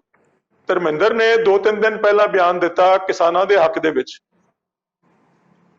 ਧਰਮਿੰਦਰ ਵੱਲੋਂ ਚੁੱਕੇ ਹੇਮਾ ਮਾਲਿਨੀ ਦੇ ਘਰ ਵਾਲੇ ਨੇ ਬਿਆਨ ਦਿੱਤਾ ਸੀ, ਸੋ ਉਹਨਾਂ ਨੇ ਸੋਚਿਆ ਕਿ ਚਲੋ ਹੇਮਾ ਮਾਲਿਨੀ ਤੋਂ ਦਵਾ ਦਿਓ। ਧਰਮਿੰਦਰ ਦਾ ਬਿਆਨ ਦੇਣਾ ਕਿਸਾਨਾਂ ਦੇ ਹੱਕ 'ਚ ਬਹੁਤ ਮਾਇਨੇ ਖੇਜ ਸੀ, ਕਿਉਂਕਿ ਉਹਨਾਂ ਦਾ ਮੁੰਡਾ ਬੀਜੇਪੀ ਦਾ ਆਪ ਐਮਪੀ ਹੈਗਾ। ਯੈਸ। ਸੋ ਇਹੋ ਜਿਹੀ ਸੋਚ, ਇਹੋ ਜਿਹੀਆਂ ਤੁਸੀਂ ਦੇਖੋ ਨਾ ਸੋਚ, ਤੁਸੀਂ ਚਲਾਕੀਆਂ ਜਾਂ ਸੋਚ ਦੇਖੋ ਕਿਹੋ ਜਿਹੀ ਹੈ ਵੀ ਅਸੀਂ ਸਾਰੇ ਘਰ ਦੇ ਮੈਂਬਰਾਂ ਨੂੰ ਤੋੜੋ। ਜੇ ਇੱਕ ਘਰ ਵਾਲੇ ਨੇ ਬਿਆਨ ਦੇ ਦਿੱਤਾ ਤੇ ਘਰ ਵਾਲੀ ਕੋਲ ਉਲਟ ਬਿਆਨ ਦਵਾਓ। ਸੋ ਮੈਨੂੰ ਜੋ ਲੱਗਦਾ ਹੈ ਕਿ ਜਿਹੜੇ ਲੋਕ ਐਡਾ ਵੱਡਾ ਮੁਲਕ ਚਲਾ ਰਹੇ ਨੇ, ਜੇ ਉਹਨਾਂ ਦੀ ਸੋਚ ਇਹੋ ਜਿਹੀ ਇੰਨੀ ਛੋਟੀ ਹੈ, ਜਿਵੇਂ ਪਿਛਲੀ ਵਾਰੀ ਤੁਸੀਂ ਦੱਸਿਆ ਸੀ ਕਿ ਜਿਸ ਮੁਲਕ ਦੇ ਪ੍ਰਾਈਮ ਮਿਨਿਸਟਰ ਵੱਲੋਂ ਜਿਆਨੀ ਵਰਗੇ ਔਰ ਗਰੇਵਾਲ ਵਰਗੇ ਲੀਡਰਾਂ ਨੂੰ 1.5 ਘੰਟਾ ਦਿੱਤਾ ਜਾ ਸਕਦਾ ਹੈ, ਤੁਸੀਂ ਫਿਰ ਉਸ ਮੁਲਕ ਦਾ ਫਿਊਚਰ ਦਾ ਅੰਦਾਜ਼ਾ ਲਾ ਸਕਦੇ ਹੋ ਕੀ ਹੋਏਗਾ, ਜਾਂ ਉਸ ਲੀਡਰਸ਼ਿਪ ਦਾ ਅੰਦਾਜ਼ਾ ਲਾ ਸਕਦੇ ਹੋ ਕਿ ਉਹ ਕਿਹੋ ਜਿਹੀ ਹੋਏਗੀ। ਜੇ ਇਹੋ ਜਿਹੇ ਲੀਡਰ ਜਿਹੜੇ ਨੇ, ਜੇ ਉਹਨਾਂ ਨੇ ਹੀ ਮੁਲਕ ਬਾਰੇ ਐਡਵਾਈਸ ਕਰਨਾ ਹੈ, ਜਾ ਕੇ ਪ੍ਰਧਾਨ ਮੰਤਰੀ ਦੇ ਸਲਾਹਕਾਰ ਬਣਨਾ ਹੈ, ਤੇ ਫਿਰ ਤੇ ਇਸ ਦੇਸ਼ ਦਾ ਮੈਨੂੰ ਲੱਗਦਾ ਪਰਮਾਤਮਾ ਹੀ ਰਾਖਾ ਹੈਗਾ। ਜੀ ਜੀ, ਬਹੁਤ ਵੱਡੀ ਗੱਲ ਹਰਕਮਲ ਜੀ। ਮੈਂ ਅੱਗੇ ਸਵਾਲ ਲਵਾਂਗਾ, ਪਰ ਇੱਕ ਨਿੱਕਾ ਜਿਹਾ ਸਵਾਲ ਹੋਰ ਲਵਾਂਗਾ। ਜਿਹੜੇ ਤੁਸੀਂ ਕਮੈਂਟ ਕੀਤੇ ਹੈ ਕਿ ਜਿਹੜੀ ਹਾਕਮ ਧਿਰ ਘਰਾਂ ਨੂੰ ਤੋੜਨ ਲੱਗੀ ਵੀ ਹੈ, ਕਿ ਧਰਮਿੰਦਰ ਹੋਰ ਬੋਲੀ ਬੋਲ ਲਿਆ ਤੇ ਫਿਰ ਹੇਮਾ ਮਾਲਿਨੀ ਤੋਂ ਹੋਰ ਬਿਆਨ ਦਿਆ ਜਾ ਰਿਹਾ ਹੈ।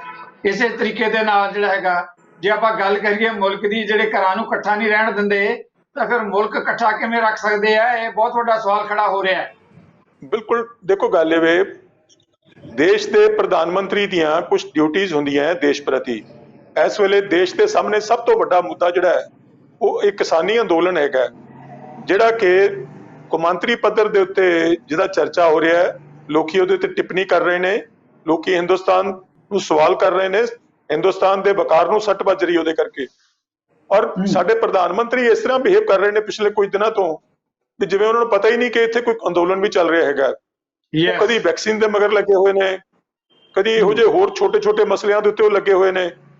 ਔਰ ਬਿਲਕੁਲ ਉਹਨਾਂ ਨੇ ਜਿੱਦਣ ਤੋਂ ਉਹਨਾਂ ਨੂੰ ਇਹ ਲੱਗਾ ਵੀ ਇਹ ਕੰਮ ਆਊਟ ਆਫ ਕੰਟਰੋਲ ਹੋ ਗਿਆ ਸਾਡੇ ਤੋਂ, ਉਸ ਦਿਨ ਤੋਂ ਉਹਨਾਂ ਨੇ ਇਸ ਤਰ੍ਹਾਂ ਸ਼ੋਅ ਕਰਨਾ ਸ਼ੁਰੂ ਕਰਤਾ ਹੈ ਕਿ ਜਿਵੇਂ ਇਹ ਇਹਨਾਂ ਦੇ ਏਜੰਡੇ ਤੇ ਨਹੀਂ ਹੈਗਾ, ਜਾਂ ਉਹ ਡੀਲ ਹੀ ਨਹੀਂ ਕਰ ਰਹੇ ਇਹਦੇ ਨਾਲ, ਉਹਨਾਂ ਨੂੰ ਇਹਦੇ ਬਾਰੇ ਕੋਈ ਜਾਣਕਾਰੀ ਨਹੀਂ ਹੈਗੀ।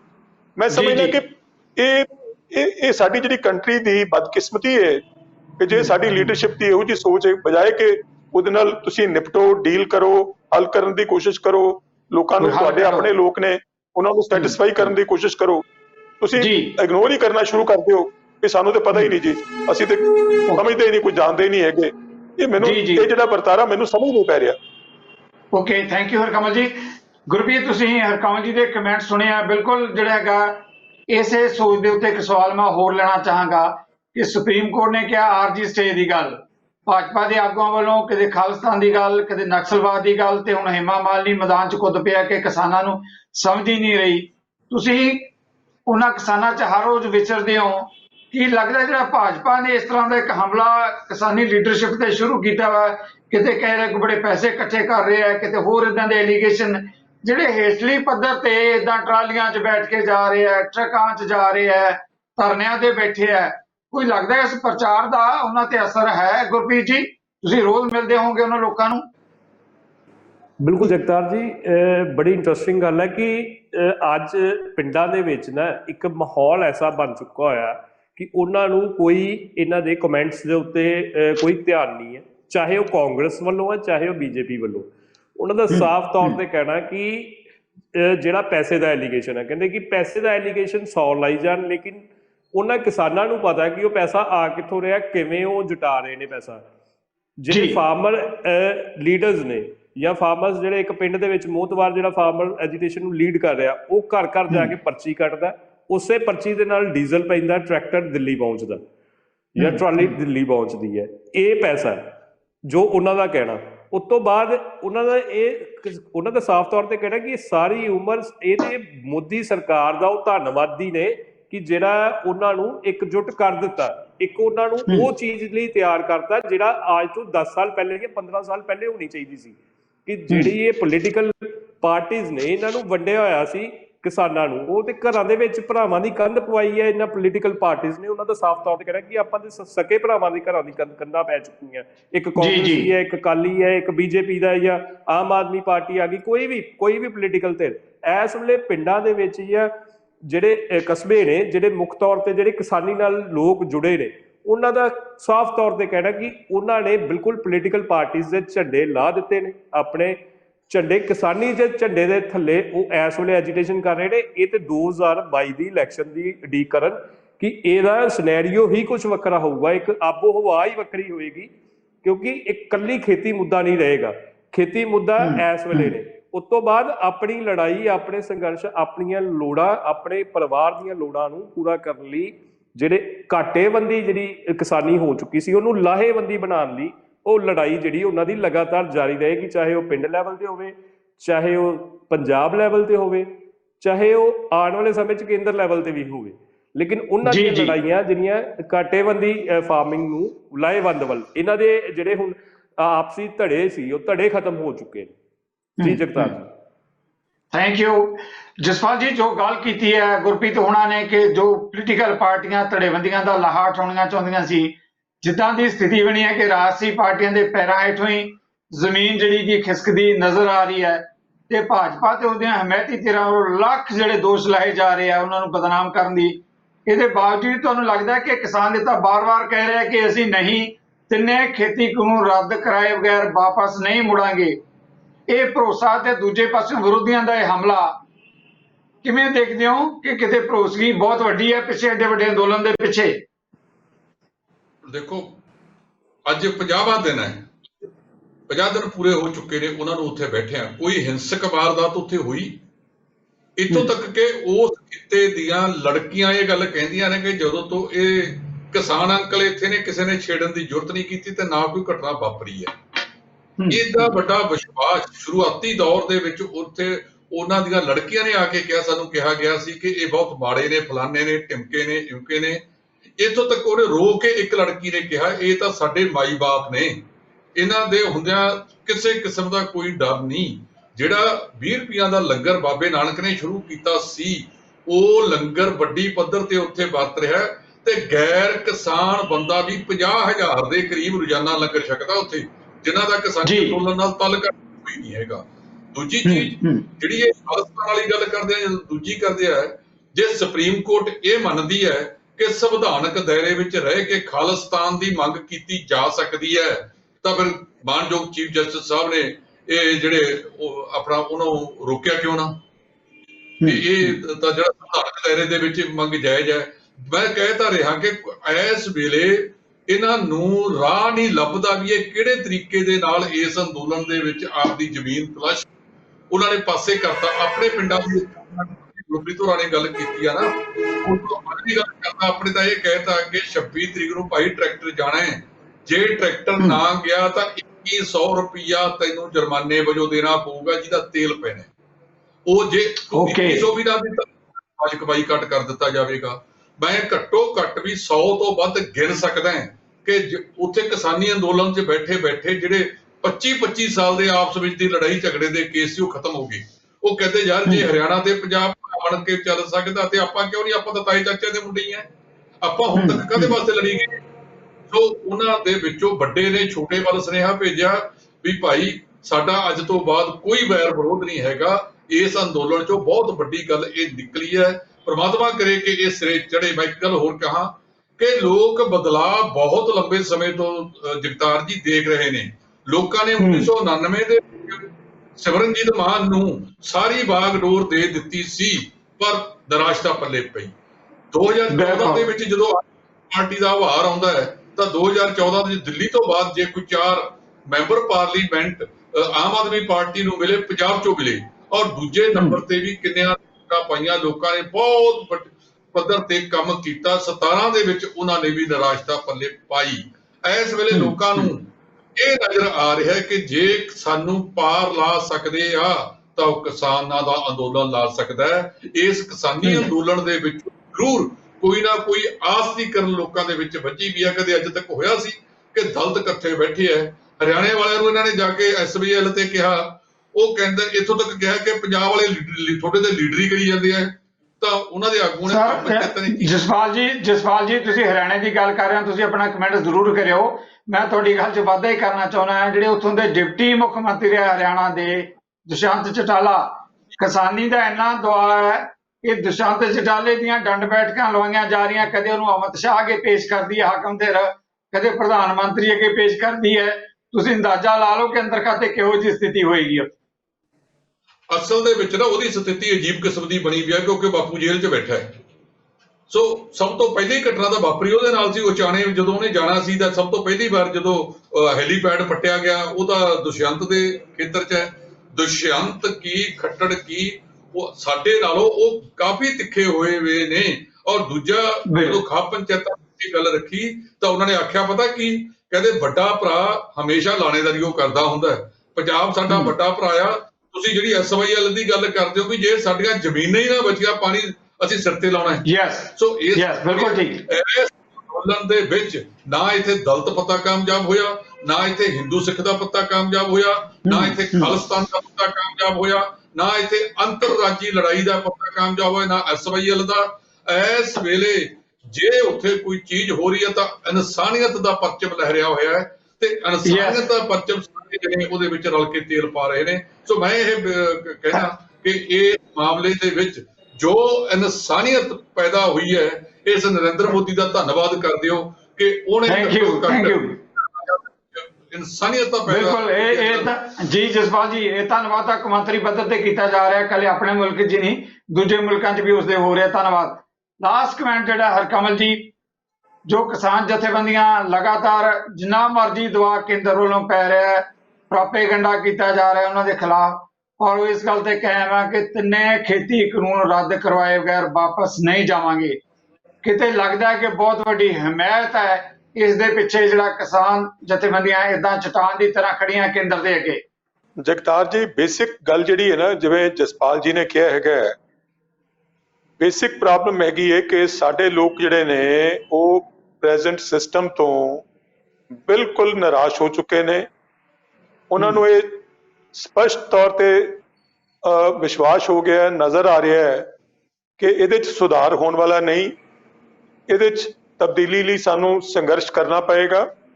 ਔਰ ਮੈਨੂੰ ਲੱਗਦਾ ਲੋਕਾਂ ਨੇ ਇਹ ਮਨ ਬਣਾ ਲਿਆ ਕਿ ਉਹ ਇਸ ਕੰਮ ਲਈ ਸੰਘਰਸ਼ ਕਰਨਗੇ। ਔਰ ਇਹ ਜਿਹੜਾ ਇੱਕ 3 ਕਾਨੂੰਨ ਉਹਨਾਂ ਦੀ ਇੱਕ ਕਿਸਮ ਦੇ ਆਰਥਿਕਤਾ ਨੂੰ ਜਾਂ ਉਹਨਾਂ ਦੇ ਰੁਜ਼ਗਾਰ ਨੂੰ ਖਤਮ ਕਰਨ ਲਈ ਬਣਾਏ ਗਏ ਨੇ, ਉਹ ਇਹਦੇ ਖਿਲਾਫ ਮੈਨੂੰ ਲੱਗਦਾ ਕਿ ਆਪਣੇ ਆਖਰੀ ਸਾਹ ਤੱਕ ਲੜਨਗੇ।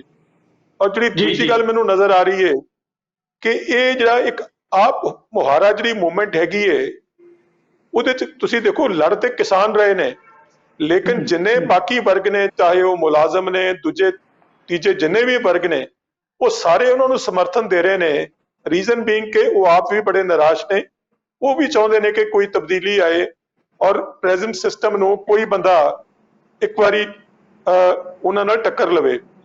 ਔਰ ਜੋ ਮੈਨੂੰ ਨਜ਼ਰ ਆ ਰਿਹਾ ਹੈ ਕਿ ਜੇ ਕਿਸਾਨਾਂ ਦੀ ਲੀਡਰਸ਼ਿਪ ਚੋਂ ਵੀ ਕੋਈ ਬੰਦਾ ਕਮਜ਼ੋਰੀ ਦਿਖਾਏਗਾ ਜਾਂ ਕੋਈ ਇੱਧਰ ਉੱਧਰ ਜਾਣ ਦੀ ਕੋਸ਼ਿਸ਼ ਕਰੇਗਾ, ਜਿਹੜਾ ਉੱਥੇ 2-4 ਲੱਖ ਬੰਦਾ ਬੈਠਾ ਹੋਇਆ, ਕਿਸੇ ਨੇ ਮਾਫ ਨਹੀਂ ਕਰਨਾ। ਇਸ ਵੇਲੇ ਹਰ ਕਿਸਾਨ ਜਿਹੜਾ ਹੈ ਉਹ ਇਸ ਗੱਲ ਲਈ ਬਾਜ਼ਿਦ ਹੈਗਾ ਔਰ ਉਹ ਮਰਨ ਨੂੰ ਤਿਆਰ ਹੋ ਕੇ ਬੈਠਾ ਹੋਇਆ। ਮੈਨੂੰ ਲੱਗਦਾ ਕਿ ਸੰਘਰਸ਼ ਲੰਮਾ ਜ਼ਰੂਰ ਹੋਏਗਾ, ਬਿਲਕੁਲ ਹੋਏਗਾ, ਲੇਕਿਨ ਅਸੀਂ ਇਹਦੇ ਤੋਂ ਇਹ ਆਸ ਕਰ ਸਕਨੇ ਆ ਕਿ ਇਹ ਸੰਘਰਸ਼ ਜਿਹੜਾ ਹੈ ਪੰਜਾਬ ਦੇ ਵਿੱਚ ਕੋਈ ਵੱਡੀਆਂ ਜਾਂ ਕੰਟਰੀ 'ਚ ਕੋਈ ਤਬਦੀਲੀਆਂ ਜ਼ਰੂਰ ਲੈ ਕੇ ਆਏਗਾ। ਥੈਂਕ ਯੂ ਹਰਕਮਲ ਜੀ। ਲਾਸਟ ਕਮੈਂਟ ਗੁਰਪ੍ਰੀਤ ਜੀ, ਜਿੱਦਾਂ ਹਰਕਮਲ ਜੀ ਨੇ ਕਿਹਾ, ਜਿਹੜਾ ਤੁਸੀਂ ਕਿਸਾਨੀ ਸੰਘਰਸ਼ ਦੇਖ ਰਹੇ ਹੋ, ਜਿਹੜੇ ਹੌਸਲੇ ਬੁਲੰਦ ਹੈ ਕਿਸਾਨੀ ਲੀਡਰਸ਼ਿਪ ਦੇ, ਇਹਨਾਂ ਬੁਲੰਦ ਹੌਸਲਿਆਂ ਨੂੰ ਕਿਵੇਂ ਦੇਖਦੇ ਹੋ ਕਿ ਪਿੱਛੇ ਬਹੁਤ ਵੱਡੀ ਤਾਕਤ ਖੜੀ ਆਮ ਲੋਕਾਂ ਦੀ ਸੰਖੇਪ ਦੇ ਵਿੱਚ? ਗੁਰਪ੍ਰੀਤ ਜੀ। ਜੀ ਜਗਤਾਰ ਜੀ, ਬਿਲਕੁਲ ਉਹ ਬਿਲਕੁਲ ਮਨ ਬਣਾ ਚੁੱਕਾ ਹੈ ਕਿਸਾਨ। ਆਪਣਾ ਇੱਕ ਸ਼ਡਿਊਲ ਘਰ ਦੇ ਵਿੱਚ ਇੱਕ ਸ਼ਡਿਊਲ ਬਣ ਚੁੱਕਾ, ਉਹਦਾ ਡੇ ਪਲਾਨ ਬਣ ਚੁੱਕਾ ਕਿ ਮੈਂ ਮਾਰਨਿੰਗ 'ਚ ਇੰਨੇ ਵਜੇ ਉੱਠਣਾ। ਇਸ ਜੇ ਅੱਜ ਮੈਂ ਦਿੱਲੀ ਨਹੀਂ ਆ ਤੇ ਕਮ ਸੇ ਕਮ ਮੈਂ ਪਠਾਨਕੋਟ ਵਾਲੇ ਧਰਨੇ 'ਚ ਪਹੁੰਚਣਾ, ਜਾਂ ਮੈਂ ਕੱਥੂ ਨੰਗਲ ਵਾਲੇ ਧਰਨੇ 'ਚ ਪਹੁੰਚਣਾ, ਜਾਂ ਮੈਂ ਬਿਆਸ ਵਾਲੇ ਧਰਨੇ 'ਚ ਪਹੁੰਚਣਾ। ਇਹ ਪੂਰਾ ਮਨ ਬਣਾ ਚੁੱਕਾ। ਹਰ ਇੱਕ ਫਾਰਮਰ ਆਪਣੇ ਘਰ ਦੇ ਵਿੱਚ ਪੂਰੀ ਇੱਕ ਫੈਮਿਲੀ ਦੇ ਨਾਲ ਪਲੈਨਿੰਗ ਕਰਦਾ ਕਿ ਕਿਵੇਂ ਆਪਾਂ ਇਸ ਦਾ ਹਿੱਸਾ ਹੋਣਾ ਔਰ ਕਿਸ ਤਰੀਕੇ ਨਾਲ ਲੰਬੇ ਤੌਰ ਤੇ ਚੱਲ ਸਕੀਏ। ਕਿ ਇਹ ਨਹੀਂ ਕਿ ਅੱਜ ਜੇ ਮੈਂ ਲਗਾਤਾਰ 10 ਦਿਨ ਦਿੱਲੀ ਲਾ ਆਇਆ ਤੇ ਫਿਰ ਉਸ ਤੋਂ ਬਾਅਦ ਹਾਰ ਕੇ ਨਾ ਬਹਿ ਜਾ।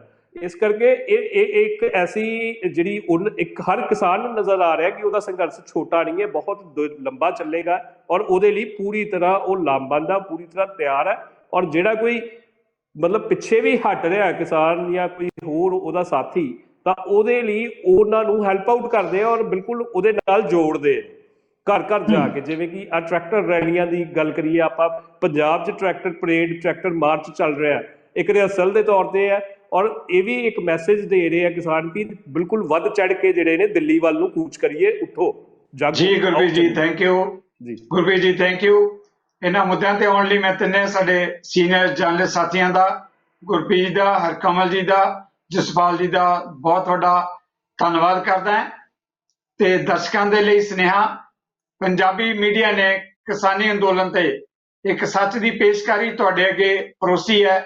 ਉਮੀਦ ਹੈ ਤੁਹਾਨੂੰ ਜ਼ਰੂਰ ਪਸੰਦ ਆਏਗੀ ਤੇ ਤੁਸੀਂ ਆਪਣੇ ਜਿਹੜੇ ਵੱਖ-ਵੱਖ ਕਮਿਊਨੀਕੇਸ਼ਨ ਦੇ ਸੋਰਸ ਜਾਂ ਜਿੱਥੇ ਵੀ ਕਿਧਰੇ ਸ਼ੇਅਰ ਕਰ ਸਕਦੇ ਹੋ, ਇਸ ਆਵਾਜ਼ ਨੂੰ ਸ਼ੇਅਰ ਜ਼ਰੂਰ ਕਰੋਗੇ। ਇੱਕ ਵਾਰ ਮੈਂ ਫਿਰ ਤੁਹਾਡੇ ਸਾਰਿਆਂ ਵੱਲੋਂ ਆਪਣੇ ਤਿੰਨੇ ਸੀਨੀਅਰ ਜਰਨਲਿਸਟਾਂ ਦਾ ਧੰਨਵਾਦੀ ਹਾਂ। ਇਸ ਨਾਲ ਹੀ ਤੁਹਾਡੇ ਕੋਲੋਂ ਵੀ ਲਵਾਂਗਾ ਇਜਾਜ਼ਤ। ਸਤਿ ਸ੍ਰੀ ਅਕਾਲ। ਸਾਡਾ ਹਰ ਇੱਕ ਪ੍ਰੋਗਰਾਮ ਦੇਖਣ ਤੇ ਸਾਡੇ ਨਾਲ ਜੁੜਨ ਲਈ ਸਬਸਕ੍ਰਾਈਬ ਕਰੋ ਚੈਨਲ ਪੰਜਾਬੀ ਤੇ ਨੋਟੀਫਿਕੇਸ਼ਨ ਲਈ ਬੈਲ ਆਈਕਨ ਵਾਲੇ ਬਟਨ ਤੇ ਕਲਿੱਕ ਕਰੋ।